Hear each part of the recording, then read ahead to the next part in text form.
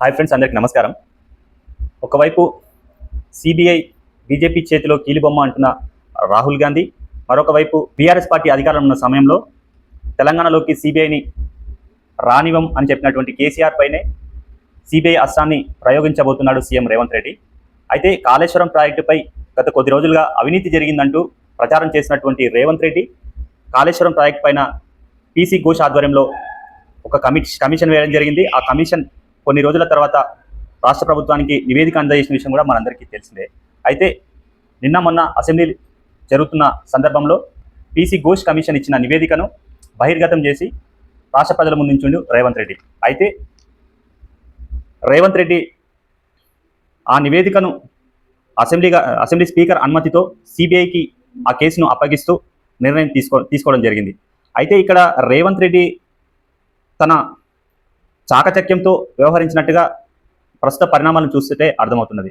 ఎందుకంటే వాస్తవానికి రేవంత్ రెడ్డికి అధికారంలోకి వచ్చిన నాటి నుంచి నేటి వరకు కూడా మాజీ సీఎం కేసీఆర్ని ఏ విధంగానైనా జైల్లో వేయాలనే కక్షతోనే వ్యవహరిస్తున్నాడు. ఇది అందరికీ తెలిసిన బహిరంగ రహస్యమే. అయితే తాను పీసీ ఘోష్ కమిషన్ ఇచ్చిన నివేదిక రూపంలో అరెస్ట్ చేసే బీఆర్ఎస్ పార్టీకి మైలేజ్ వస్తుందని, లేదు అంటే కాంగ్రెస్ పార్టీ మరింత బలహీనపడుతుందన్న ఉద్దేశంతో కేసీఆర్ జోలికి పోవడానికి వెనుకడుగేసిండు రేవంత్ రెడ్డి. అయితే ఇప్పుడు ఏం చేస్తున్నాడు, కేసీఆర్ని తనకు మట్టి అంటకుండా తన లక్ష్యాన్ని ఛేదించే పనిలో ఉన్నట్టుగా ఈ పరిణామాలన్నీ చూస్తే అర్థమవుతున్నది. సిబిఐ విచారణ అనంతరం కేసీఆర్ని అరెస్ట్ చేయకపోతే బీజేపీ బీఆర్ఎస్ ఒకటేనని ప్రజల్లోకి తీసుకోవచ్చు అనేది రేవంత్ రెడ్డి వ్యూహం. ఒకవేళ కేసీఆర్ని అరెస్ట్ చేస్తే తాము కక్షపూరిత రాజకీయాలు చేయట్లేమని, బీజేపీనే కేసీఆర్ని అరెస్ట్ చేసిందని, తాను దాని నుంచి తప్పించుకునే ప్రయత్నం చేయొచ్చు అనేది రేవంత్ రెడ్డి ముందున్న వ్యూహంలాగా కనిపిస్తుంది.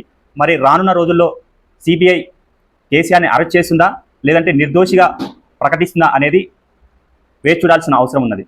మీకు ఈ వీడియో నచ్చినట్టయితే లైక్ చేయండి, షేర్ చేయండి, సబ్స్క్రైబ్ చేయండి. థ్యాంక్ యూ, ధన్యవాదాలు.